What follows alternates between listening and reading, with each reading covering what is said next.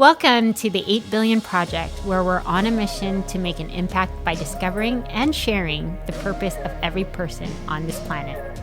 I'm your host, Liza, Florida. Enjoy today's episode. Hi, everyone. Welcome to the 8 Billion Podcast. I am your host, Liza, Florida. And today we have an extra special guest that I'm super excited to have on this show. I have Elizabeth Hayes. With over 16 years of experience as a spiritual advisor and writer, Liz lived in several cities on 4 continents over the span of 20 years. As an experienced channel and gifted psychic, she took her global practice to cities such as Hong Kong, Los Angeles, and Sao Paulo. Hopefully I pronounced that right, Liz. Her work taught her that despite our surface differences, people are driven by 2 essential things: a need for love and a desire to find meaning. Welcome, Liz Hayes, to the 8 Billion Podcast. I am super excited. I actually have chills right now. Oh, do you? Well, thank you so much for having me. I'm so excited to be here. I know our spirit guides are here. Yes. It's very hot in this room. It's very crowded. Right, it is. Yeah. So Liz, everyone, is also one of the co-hosts of a podcast called Karma's My Bitch. And I just listened to their podcast today. It was titled, I forget the title, but I think it was We're Not Going to Take It. That's it. Yes. So yes. I'm just going to, and I'll tell you something quite quick, is that starting season 2 is when all of the podcast titles, the episode titles are all songs. And the lyrics of those songs always have to do with the theme of that episode. And those songs are not songs I come up with, because it would not occur to me to use a song by Twisted Sister. I think that was a Twisted Sister song. But you go and you're like, oh, wow, this is so interesting. It really fits. So who did the songs come from? Did it come from your co-host? Oh, no. So all of the episodes are channeled. So it just comes right through. Everything down to season 5? Oh, yeah, absolutely. Every season's channeled. That is the outlines amazing. Are all come through. Yeah, it's pretty cool. Yeah. So that one, I'm not going to take it anymore. We're not going to take it. We're not going to take it anymore. Yeah. I was listening to that while I was walking my sister's dog this morning, and it was just so eye-opening. Every single podcast that I listen to, it almost just seems like right on time when I need those answers. Oh, that's amazing. I'm glad to hear that. Because you don't know. I mean, I outline these a bit in advance of the season. I really can't just sort of like outline and then record it. It's a lot of work to channel them and bring them through. And so by the time from the time I outline to the time we record, there's a fair amount of space that I just sort of forget. And then I hear them much later after they've been edited and the transcriptions are done. I'm like, well, this seems like a rather timely episode, even though like 3 months have passed. But how is that? So you'll channel some messages, and then of course you're going to say, okay, this is the outline for this podcast. But like you said, between that time, the channeling into your recording, there's some time lapse. So when you are actually recording, are you technically channeling again? Yes. Oh. Yes, it's a fair amount of, so the outline follows a very specific format. So we have 4 sections always. And the information comes through. This is this is sort of the topic. This will be the practical lesson. This is the spiritual lesson. And this is how you bring it all together. That is our outline. Right. And then once we record, often we'll have to fill in the blanks because the outlines are fairly sparse. They're not pages and pages. So that sparks the conversation, and that sparks the questions that often Rhea, my podcast partner, will ask. Yeah, no, that is amazing. So the audience, I just want to let you know, if you haven't had a chance to listen to Karma's My Bitch, it is absolutely amazing. It delves into so much spiritual insight. And as you can see from this or hear from this podcast, Liz is a psychic. You are a psychic channeler? I don't know what the terms are anymore. I think Ray and I, we always kick that one around because I call you a sacred channel. And I was like, I don't even know what that means. That sounds nice. I think I just talk to the guides is how I describe it. Yeah. But I don't even think I have a good elevator pitch for myself. So. I will be very honest and upfront with people. Just today, somebody was asking me, so what exactly do you do? And I'm like, well, and I pause because then I don't know I don't know what to say sometimes. I guess I can say I talk to angels. I can say I read cards. I could say I read palms. I can say that I'll connect you to people, I'll connect people to their guides, but I also just practice soul memory. And so soul memory is a very specific craft that allows you access to information that is contained within an individual's soul. And that to me is much more profound because that's very personal and deep information. And that is very sacred. And so I guess sacred channel is probably the most accurate and fair label. No, that's amazing though, because I was actually the audience, I just want to let you know how I met Liz. And it was, we met through Instagram, and I was absolutely, I looked at her page and I was like, I need to connect with her. And so I reached out to Liz and I was like, do you mind if we connect and just, have a conversation? And that was probably 1.5, 2 hours. It was over 2 hours. So, and that's the thing when you meet someone like a soulmate or, someone, and technically we're all soulmates, right? Everyone maybe you can answer that then. Are we all soulmates? No. It all sounds very lovely and romantic, but no. No. Well, then you can start with that first question. Are we all soulmates? Because my understanding, I read this book it was a book written by Takahashi, and he did a book on Edgar Cayce on soulmates. And he was saying that technically, everyone that we come across is a soulmate. Sometimes people will define them either as twin flames or karmics or whatever they are, but they're all there to assist us, and they become an impetus for us to grow spiritually. As you go down your journey. And I've always actually gone back to that book for reference, but it's, as far as soulmates is, like you said, technically not everyone is a soulmate. Oh, no. I mean, I think Edgar Cayce is amazing. And I still think that there's so much to glean from his teachings. But I think we've really warped what soulmate means because we've attached different types of meaning and significance to it, especially when it comes to romance and relationships, right? Absolutely. And so it's like, well, sure, it doesn't really quite work that way. And so another part of my work is, as based on the podcast title, as you can guess, I work with karma. And so a soulmate relationship is not necessarily a karmic relationship, right? So when you have karma, it's effectively a process by which we can come through our issues, like our life issues. We have a theme, a karmic theme. And so karma is the process by which we come into our personal empowerment. Got it. That by confronting this very challenging issue that I have, which could be, there's 7 themes. I am unlovable. I am not worthy. I am undeserving. I am broken. I am evil. I am nothing. And I am imperfect. And so you can imagine if that is the theme that governs if one of those 7 is a theme that governs your karmic issue in your life, you're going to experience different hurdles along those lines, right? And so all the relationships that you have while you're in your karma will always revolve around that and keep pushing that and shoving that in your face. In your face. Yes. Now they say that, karma is also, or they say that you will keep learning lessons, or it will keep repeating cycles until you learn your lessons. Is that correct? It's true to an extent that we will experience certain patterns till we kind of think, oh, wait, there's something wrong here.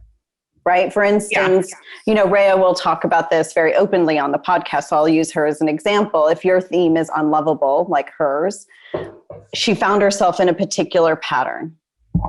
Okay. Where she couldn't get past the first date. So was there a lesson there? Not necessarily.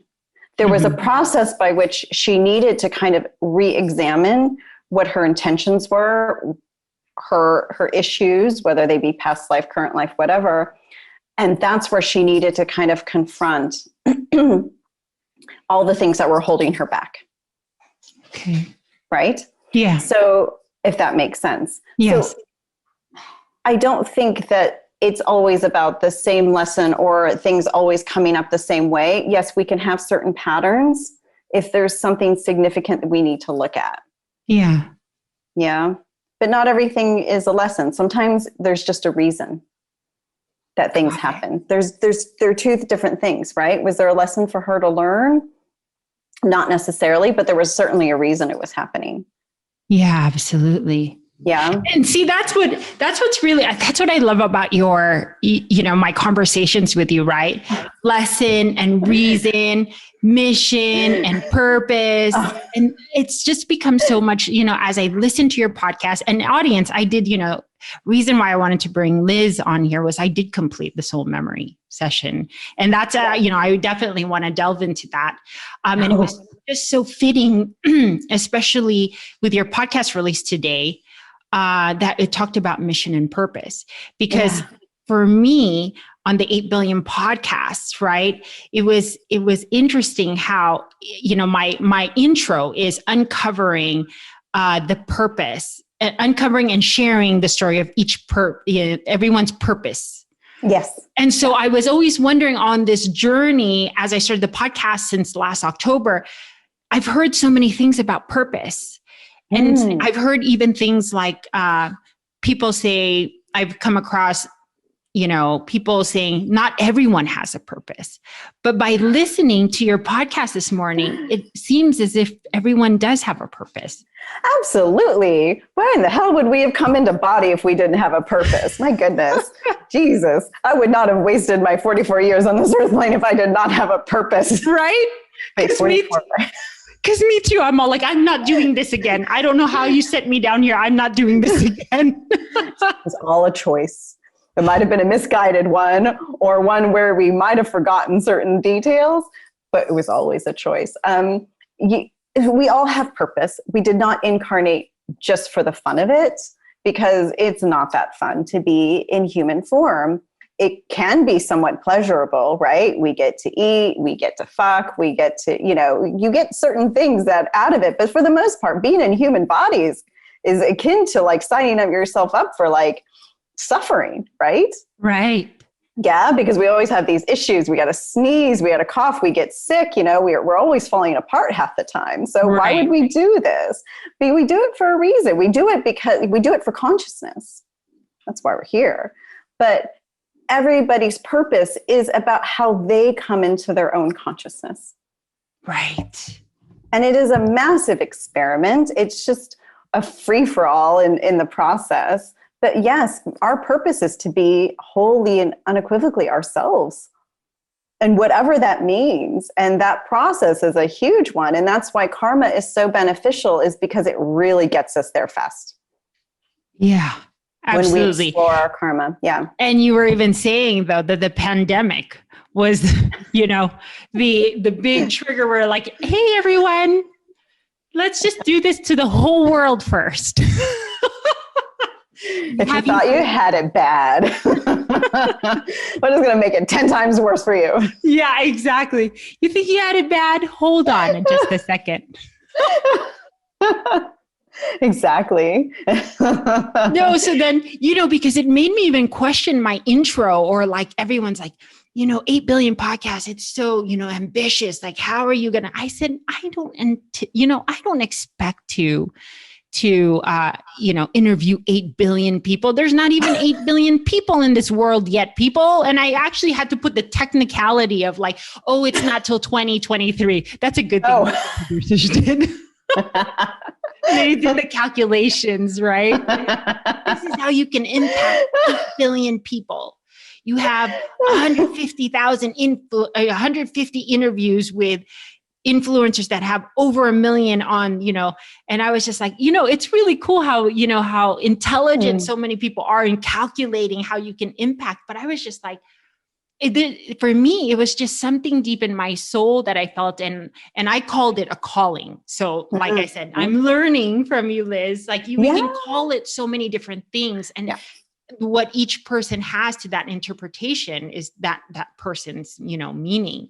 So exactly. For me, like I felt like I said, I had this calling, which now I've defined as a mission. You know what I mean?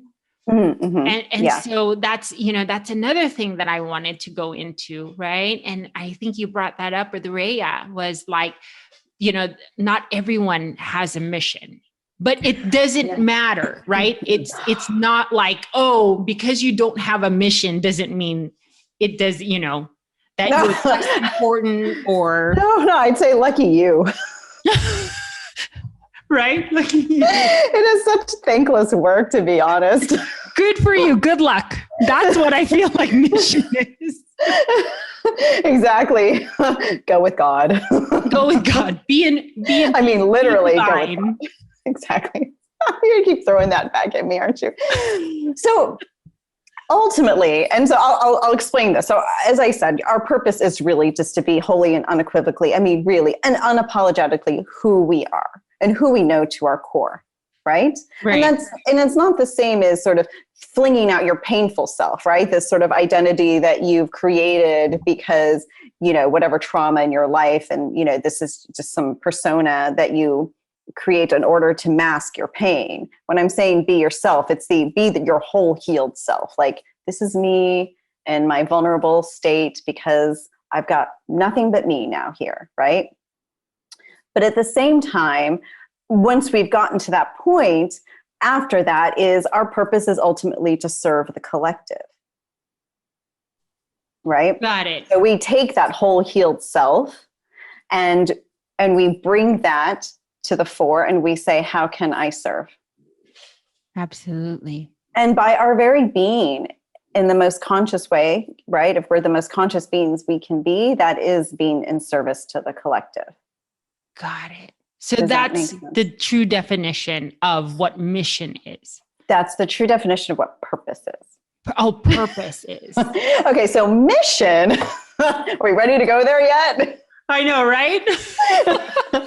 So mission, it's somewhat thankless work. It's often behind the scenes work. It's often sort of hold up in your house kind of work, where it's about divine consciousness. And it's about bringing the divine to our everyday lives. And we do that one of two ways, where we're either helping to elevate consciousness, or we're bringing that sort of already elevated consciousness and we're integrating it within the existing consciousness. So it's either top to bottom or bottom to top. Or in other words, if you have some, if you understand it, it's 3D to 5D or 5D to 3D. Yeah, I wasn't sure if you wanted to go with those terms. Oh, no. I was like, that's why I was like. Open. I'm completely open. I know you are. Meant to see this podcast is meant to see this podcast. And it could just, give them insight. Because like lots of people are like, what's 3D? What's 5D? I was like, oh dear, here we go. Oh, do we want to go there now? Is it time? Yes, it's time, actually. Okay. What would you do? Yeah, 3D. I know. It's weird because I don't read a lot of spiritual-ish New Age literature. So I came across something today on Twitter where somebody was describing something and I thought, well, that's a really interesting choice. 3D is effectively, so it stands for third dimensional consciousness. And all it is it's separation consciousness. It is you and I are not the same, right? There are enough things that make us different from one another, and that is how 3D goes, right? And in order to do that, in order to maintain separation, we live within a system of rules We maintain a system of polarity. There's right, wrong, virtue, vice, good and bad. So those rules and those sentiments actually govern how we behave. And so you can imagine if we live in 3D or third dimensional consciousness, we can't necessarily be who we are, right? Right. Everything I am is to be able to fit within the realm of polarity and separation. Yes. So 5D is oneness consciousness. Okay. And oneness consciousness merely says, well, we all come from the same place, the same divine core, right? Yeah. We all come from source. And therefore, whatever differences we may have, they are merely surface. And deep down, I know that you and I can coexist in this world because we are the same. Got it. Even if our values differ somewhat, once we're in oneness, the value system change so that our only value that we really maintain is that you and I are divine. That is the one belief, and that everything emanates from that one belief. You can certainly hold other opinions. We don't necessarily have to agree on everything, but we can have that singular viewpoint. Exactly. Right. Yeah. And so that's how I like to describe 3D and 5D, separation versus oneness. And to me, it's a fairly simple explanation, I think. Maybe you could tell me otherwise. Rhea would probably correct me. Would the woo version be everyone is to get to oneness is to completely accept everyone. And that's through like maybe unconditional love. Is that maybe like the woo version of it? I think it's very sappy. Yeah. Sorry, but I don't think we need to love everyone. I think that's such a stretch at this point. I think it would just be really helpful for us to reach compassion. And compassion is not even kindness. Compassion is, I am me, you are you. I have my own struggles, you have your own struggles. And just as I need space to manage my own life, you need space, and we can work with that. Because compassion effectively means to be in step with. Got it. That's really what the word is, right? If you break it down in the Latin, it's I am in step with you. So you are doing you to the best of your ability at any given time. Even if your best is not my best, that's okay. You'll get there.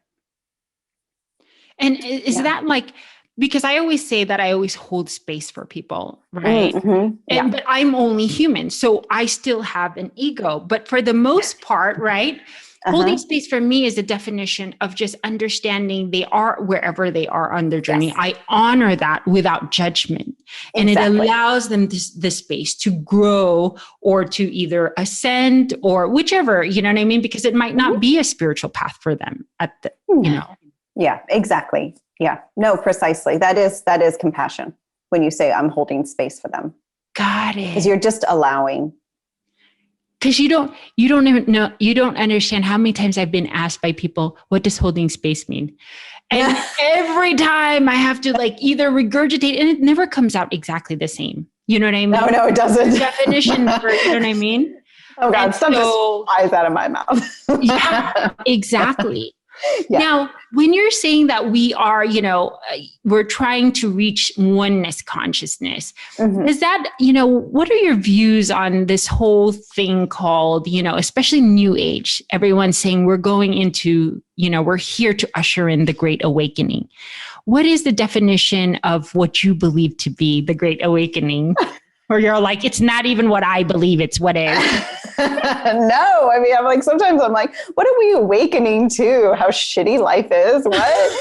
No, I think we're just remembering. We're remembering that we're far more powerful. We're remembering that we were born into a world of separation that we did not create,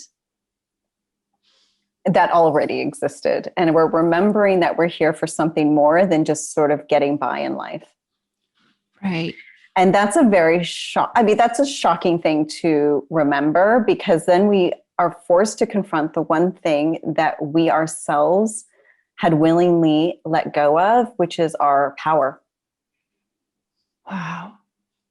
And so what we've been in the process of doing since 2016 is having to confront our powerlessness over and over and over again in every way, shape, and form.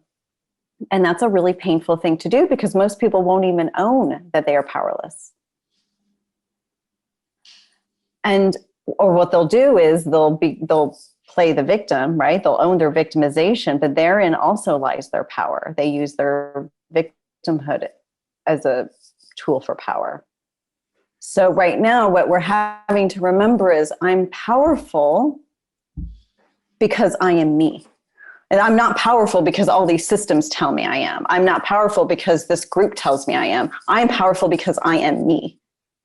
And if we don't know who we are, if we don't remember where we came from, if we don't remember that we're here for more than just to suffer and die, then we're going to really struggle and we're going to loop. Absolutely. Right? We're going to loop in our powerlessness. We're going to loop in our karma. We're just going to keep looping until somebody pulls it, or until, we get saved, or at least that's what we think is going to happen. Right. But ultimately, this age and this time period is somewhat unforgiving. There will be no one to save us. Right. So until we can realize that and step into, our own healing and accept that we have to be independent and strong beings who can do this for ourselves, we're going to find ourselves very lost and stuck. Now, Liz, why do you say it started and all began in 2016? Well, that began the shift of the end of 3D. Oh, okay. And you know this from your spirit guides, you know this from, because everyone has different timelines, but everyone seems to, at least in a general sense, be like, this is this timeline right now. Right? I know. And that's fair because let me tell you, when it comes to channeling, like honestly, time is like no one's friend. Yeah. Because time is such a funny and funky and really awful thing to try to get to for people, especially with clients. When when is this going to happen? And then maybe you get one date and then it happens 2 years later and they're like, well, it happened, but 2 years later. And I was like, not me. Right. But I'll take the blame, even though, I'll take it. There's a framework you have, right? So I don't even know if I can answer this one well. It's just something, this is just something that I've been able to channel and information I've gleaned. And I'm also just very careful about how I access my information. So it was always really clear the way things would sort of build up. And I think just also by working on the podcast and Rhea's incessant curious questions, which are always really fun because they get me to think about things I would never think about or ask questions I would have never asked in a million years. And that's just how things start to come out, right? Now, so when it comes to third dimensional consciousness and the end, right? Where's the beginning of the end? We've been in a very long ending process. And humans, because we're dense, right? Because we're in body, things take a long time to happen. Absolutely. So the one thing that makes these timelines a bit weird, somewhat consistent, there's a bit of overlap and I think they're somewhat consistent from what I've heard.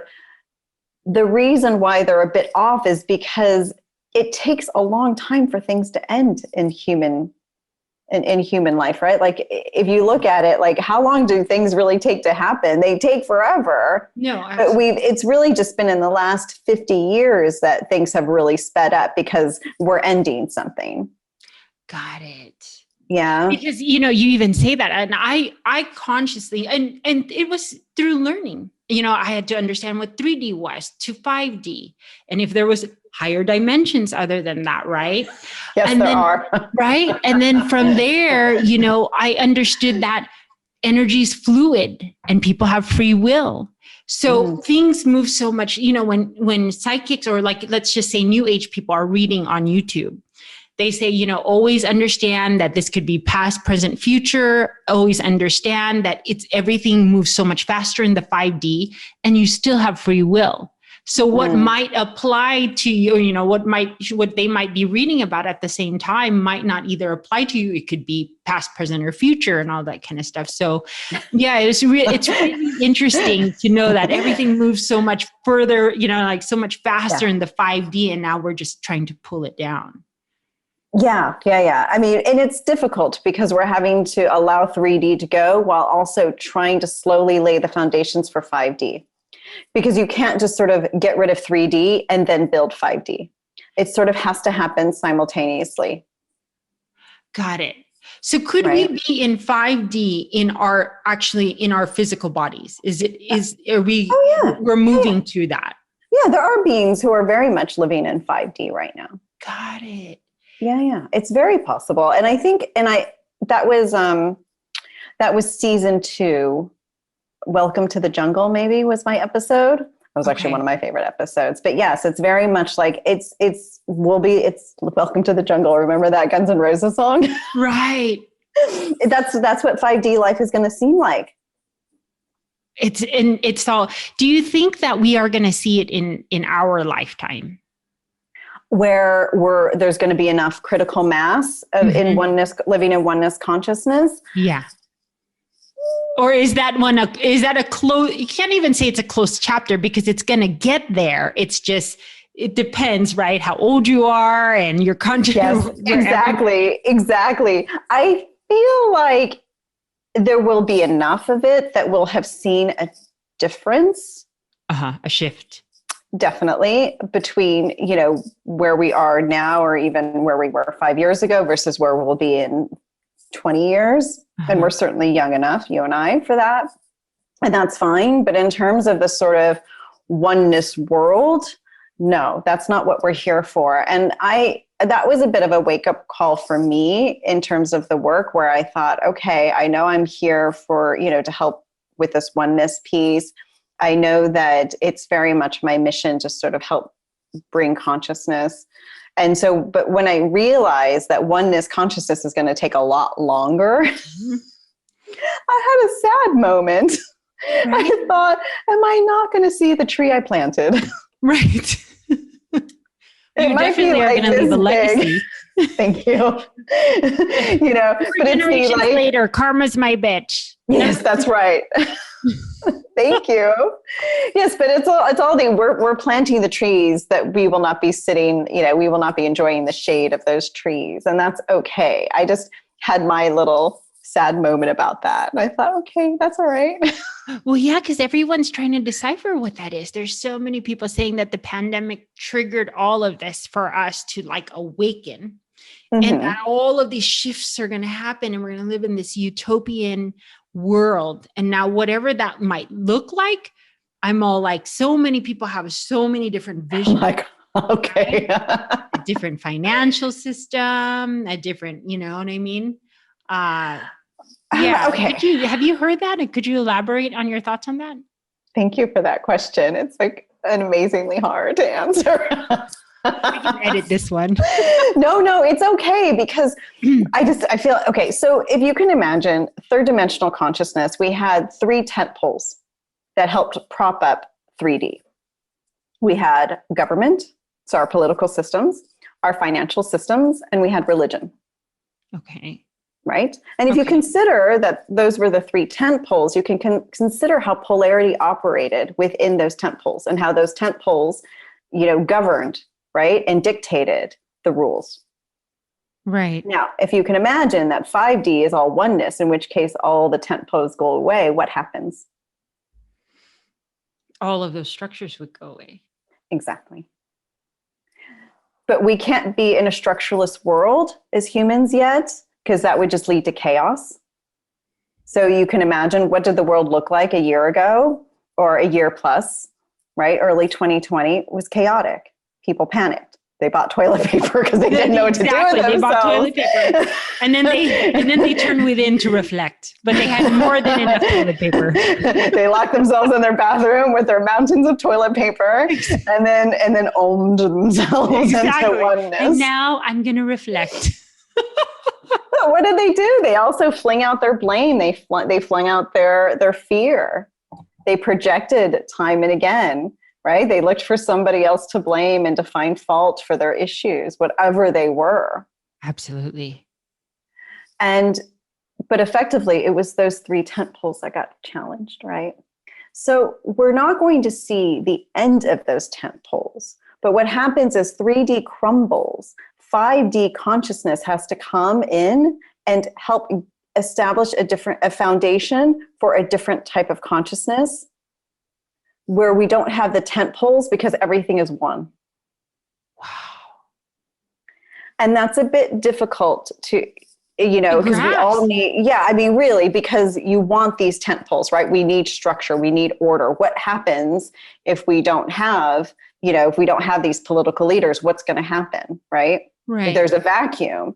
And again, this goes back to my powerlessness point, which is if we are all people who are so used to being governed that we cannot be in our own power, what happens when that system of governance fails us, which it has? So then what happens? You keep trying to fill it and replace it, but they're never going to empower their people. So we can't come into oneness consciousness if we don't learn to empower ourselves. Because all we'll be doing is just looking for constant replacements. Okay, well, this government didn't work. Let's just replace them. Mm-hmm. But we've seen what happens in a lot of developing countries because that's often the system, right? I mean, we see that in the Philippines. Absolutely. And it's the same thing with religion. It's the same thing with financial systems as well. Because everybody thinks, well, there's going to be a fair way of equal distribution of finances, Yes, but when can that happen?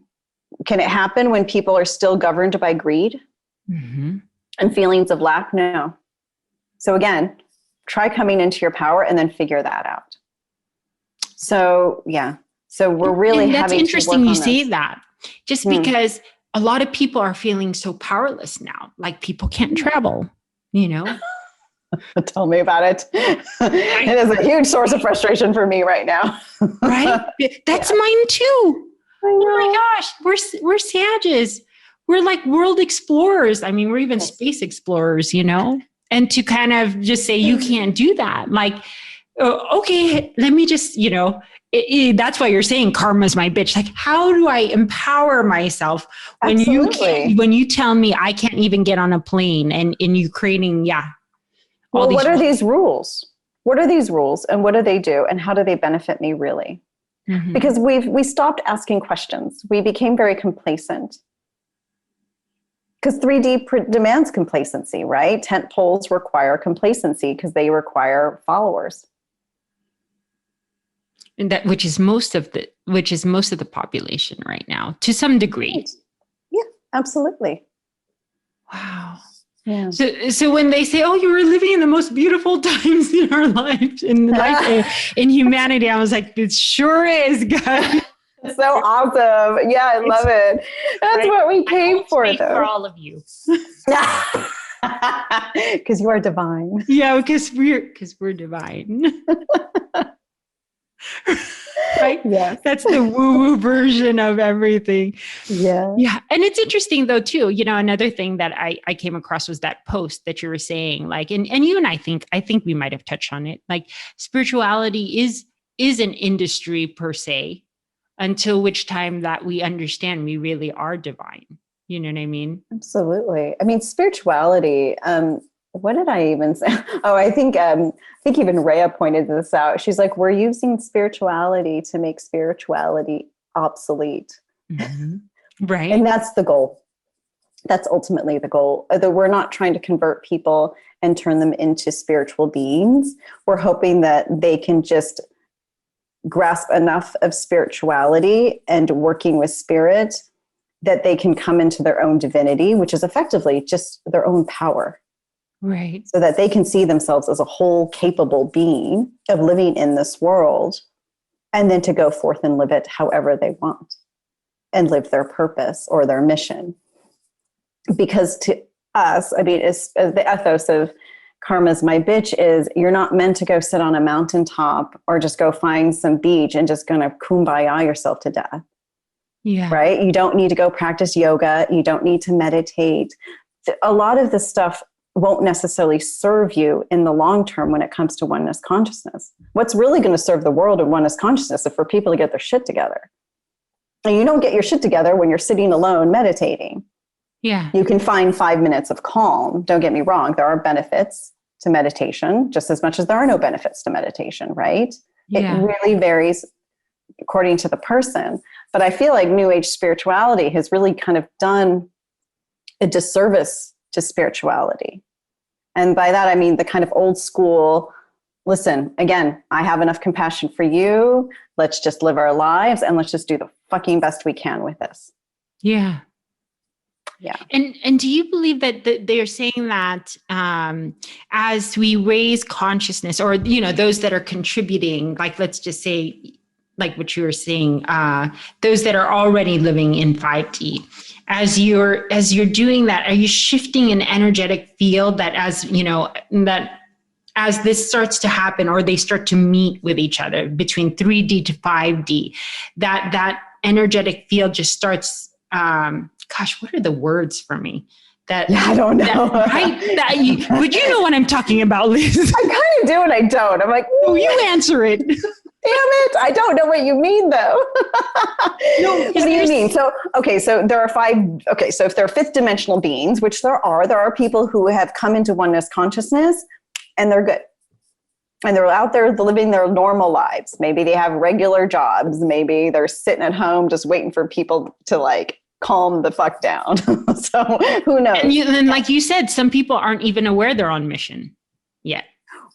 Right. Now, you would not, if you are on mission, so if you're somebody who came here specifically on mission, which is really about divine consciousness and connection, and you're not aware that you're on mission, then you are not a 5D being. As in, you're still battling, toying with, playing in 3rd dimensional consciousness. Got it. Because because when you're really owning your purpose, or you've really embraced your mission, then you're very close to being in 5D, or you're there. It depends on where you're at. Because the one thing that you cannot have to be a 5D being, and I hope I'm not confusing people by saying this, that there are people who they're 5D beings. I mean, honestly, they're just the average person walking down the street. They will not seem any different from anyone else. Is you can't have ego. Mm-hmm. And that's really what we're going to be playing in for the next several years, is how can we eliminate our egos? That's it, right? Yes, because ego is the identity that we developed in order to survive 3rd dimensional consciousness. Wow. That's amazing though then. But I'm just saying that there are people that are 5D already. So they walk around with, they exist with no ego. Right, exactly. And in a state of humility, right? Wow. Yeah. I can just imagine. I'm all I'm not at 5D yet. No, but that's okay. One thing that I witnessed through this process was, we're slowly allowing, especially if we're living our purpose and we're really doing the best we can and working on ourselves and healing and coming into full body consciousness, at least, because it's a good goal to have, is just full body consciousness. Is that, we can that ego can be diminished over time. It's not as if you wake up and you're like, I'm egoless, hallelujah, and here comes 5D, here I come. It's not like that. It's every little situation we might encounter. Am I encountering this with humility? Mm-hmm. Am I being honest with this person or within this situation? Am I acting with complete integrity? Mm-hmm. So there's ways in which we can sort of tell where our ego is maybe dominating or it's not. And when we don't allow our ego to dominate a particular situation or a moment or a relationship or whatever we're going through, is we get to whittle it down. Yes. And the more we whittle it down, the closer we get to 5D consciousness. Wow. And that's cool. And that's enough, right? So we don't need to be like trying to kill our egos, right? Like hammer it down, like die already. It doesn't work that way. No. And I even use this a lot, it's being aware moment after moment. But even then, you know what I mean? Like, oh, I can't walk around like I'm aware. I know. That'd be exhausting. Constant self-awareness is annoying and exhausting. Please don't ever, no one do that. You're just like, but well, maybe, okay, let me see if I can rephrase my question. If there are enough people that, that have a higher awareness and consciousness level, and as, this starts to take place and more of the population, so to speak, awaken, could that energetic field like start, that's basically what it is. Could that energetic field start shifting the way could it have basically an influence on others? Absolutely. Okay. Absolutely. Yes. Okay. Yes. Because the more people who even hold basic full body consciousness, that's going to shift whomever that they come in contact with, right? God. And so, and if anybody's in oneness, of course that's going to impact those that they're around. Although, to be fair, by the time you're there, most people you're attracting are already pretty conscious anyway. Yeah. No. Because the vibrational shift will just be too great that, so say you've got somebody who isn't very conscious, and then you have somebody who's in full body consciousness. I mean, there's already a bit of a gap there, right? Absolutely. But then if you have somebody who's in higher consciousness or 5D, it's like, it's almost too much. Right. Oh, right. Yeah. And you never go down. It doesn't work that way. Once you've hit, I use the vertical example, but it's not quite vertical, but it's really just that the more expanded we are, so we can hold space for all of that, the less we really have room to play in those energies. In the more dense energies? Exactly. Yeah. So at the end of the day, you're never going to go. See, I've had people ask, but like, once I've done this, am I ever going to go back? I'm like, you don't really go back because you're not going to want to. You could try. And there's certainly people who do, and it doesn't feel good. Yeah. The moment you do that, it's like, oh, I've just taken 4 steps backward. That doesn't feel right. And then they have to kind of work back. But it's it's faster each time you do that. Yeah. No, it explains so perfectly, the best that we can, between this podcast, between you and I, we're like, okay, let's do this. My hands. Right. But it just makes sense. Like for me, I do go, remember, I just had that conversation with you about anger or, oh yes. Right. Anger. And then you're all like, well, trust it. Intuitively, it's there to work with you, but you don't stay in there long when you learn to trust that and work with it first. Because I was just thinking, oh, Liz, I vibe high. I can't be angry. Everything has to be love and all that kind of stuff. Right. And you're like, no, you can be mad. And it's like, go be mad. Yeah. Get pissed. Yeah. Not even mad, just go into a rage, sit in it for 5 minutes and you'll get out of it. Well, rage, I was like, rage is like unexpressed anger. That's just been stewing for too long. Hopefully we just allow that anger to surface each time and then it doesn't become rage. But yeah, I mean, anger is beautiful. And I don't think we give anger enough credit because we keep trying to stamp it down. But it's trying to control our anger is how we become controlled. Got it. And so what's really beautiful is that anger is will. Anger is saying something is not being honored. Something is being disrespected in this moment, and I need to figure out what it is. And anger, the moment you allow it to lead you, you'll see it. And you'll see it quite fast because anger burns so fast. And that's what I like about anger. And if people are afraid, when they hear that and they think, but I could be angry for a long time. I'm like, but no, you're not. That's just when there's like some other kind of, resentment, that simmering resentment. That's not anger. Those are 2 very separate things. But what you were going through was veritable anger. Yeah. Because in that moment, you knew you were not being honored and somebody was treating you dishonestly.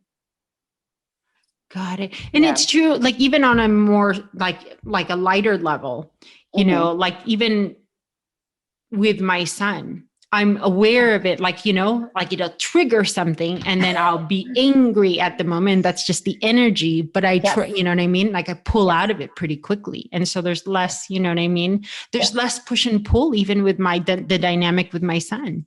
Yes. And teenagers are beautiful creatures, aren't they?